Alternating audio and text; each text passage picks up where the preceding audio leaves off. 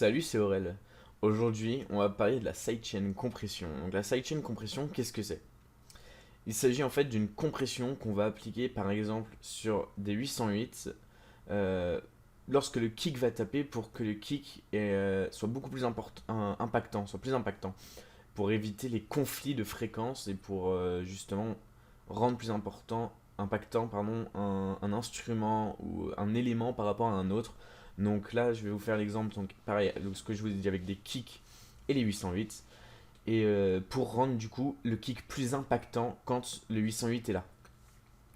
Donc je vais vous parler aujourd'hui de deux méthodes que j'utilise pour faire le sidechain. Donc la première, c'est une sidechain que j'appelle complète, puisque en fait ce sera le volume principal qui sera compressé, et la seconde, elle compressera seulement les fréquences qu'on aura choisies. Donc je trouve ça, c'est celle que j'utilise le plus parce que je trouve ça plus simple, je trouve ça mieux pour les conflits de fréquences, puisque c'est principalement pour ça la sidechain. Et du coup, c'est pour laisser jouer les fréquences qui ne seront pas forcément. Par exemple, la 808, si elles vont jouer des fréquences que le kick ne va pas jouer, c'est plus pratique. Pour que la 808 ne soit pas coupée complètement. Donc on va commencer d'abord par la sidechain de compression totale, comme je vous ai dit. Je vais d'abord vous faire écouter le petit pattern simple que j'ai fait pour cette vidéo. Donc c'est vraiment simple, juste kick, hi-hat, snare et 808. Donc je vous fais écouter.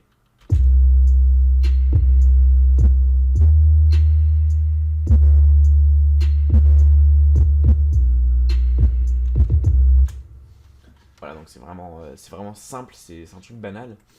Mais du coup, on peut entendre. Là, on entend quand même le kick, mais c'est pas non plus. Je veux dire, il est quand même un peu bouffé par le 808. Par les 808, d'ailleurs, je vais les augmenter un peu. Ouais,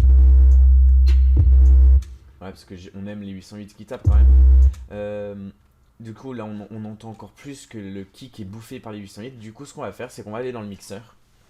On va aller dans le mixeur, on va sélectionner son kick. On va aller sur la plage des 808 sans cliquer dessus. On va sur la flèche. On fait clic droit et sidechain to this track. Donc pour le moment, il n'y a pas que ça à faire, hein, ça ne sert à c'est pas tout. On retourne du coup maintenant sur les 808 et on va ajouter un Fruity Limiter qui se situe ici. Et donc ensuite on va aller sur le sidechain. Sur sidechain on met kick click, puisque c'est donc du coup le sidechain à mettre. Le ratio on le met à 100%, donc on le met au max. Knie on le met aussi. Et Freesold on va faire plus. Ça c'est à nous de gérer à l'oreille, donc faut pas le mettre à fond, ça sert à rien. Mais on va baisser un peu comme ceci. On va pouvoir observer les fréquences.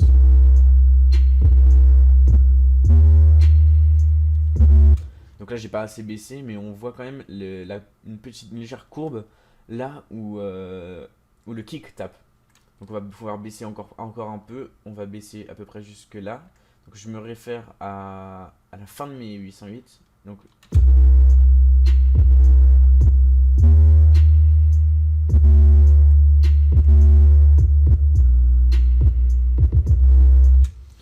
là, c'est vraiment pas mal. Là, on a le kick qui tape bien, qui est bien impactant. Et en même temps, on a nos 808 pareil, qui tapent bien. Donc on va écouter 100.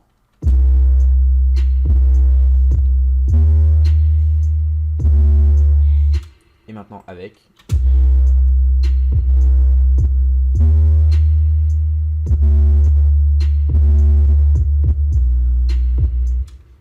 Donc on peut voir sur la barre des 808. On voit, donc on peut peut-être augmenter encore un peu parce que c'est peut-être pas suffisant. Enfin diminuer plutôt un peu. C'est peut-être pas suffisant quoi.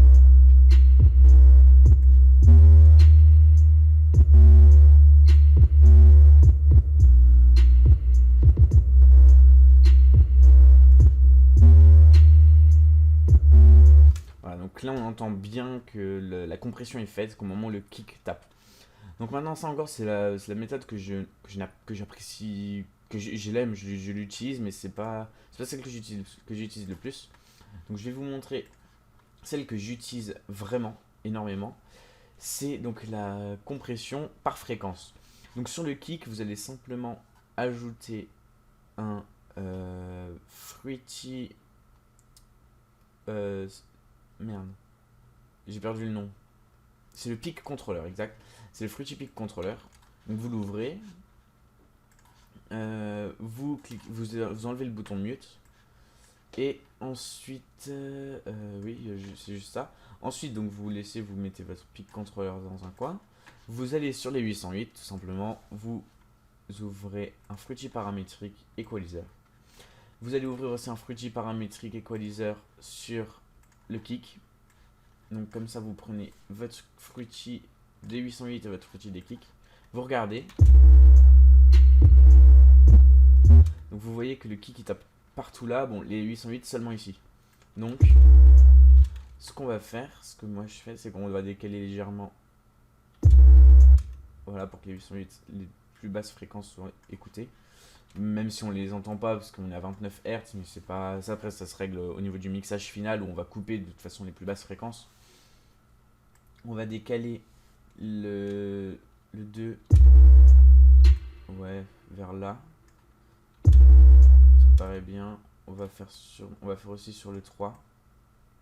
Et du coup, maintenant, ce qu'on va faire, c'est que au niveau des comment ça s'appelle, des boutons pour la fréquence 2 et 3.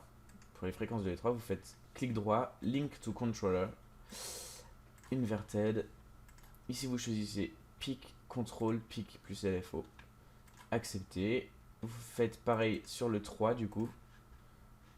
Hop, hop. Voilà, le remove config, faut qu'il soit enlevé.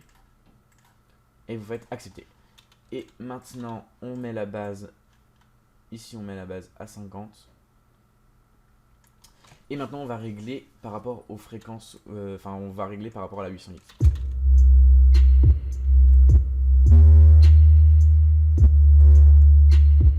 Donc voilà, vous allez régler le volume pour si vous voulez vraiment tout couper. Donc par exemple comme ça. Donc c'est pas ouf. Moi, je règle en général un peu moins. Enfin, ça, c'est à vous de voir après. Ça dépend vraiment du morceau que vous avez fait, des paramètres que vous avez appliqués sur les instruments avant. Le decay aussi, il faut le bouger. Parce que si on le met. Parce que plus il va être bas, plus la sidechain va être appliquée longtemps. Et c'est pas ce qu'on recherche. On veut vraiment que ce soit au moment où le kick tape.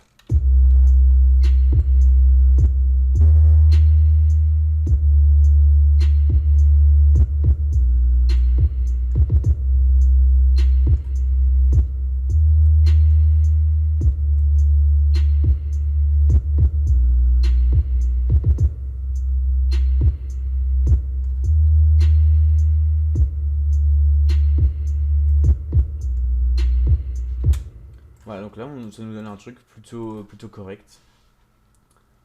Ça me semble vraiment pas mal. Donc,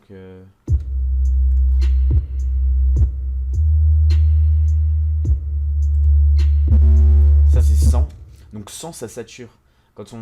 Si j'enlève le sidechain, au moment où le kick va taper en même temps que la 808, ça va saturer en basse fréquence. Que si je l'applique, on entend que ça ne sature plus.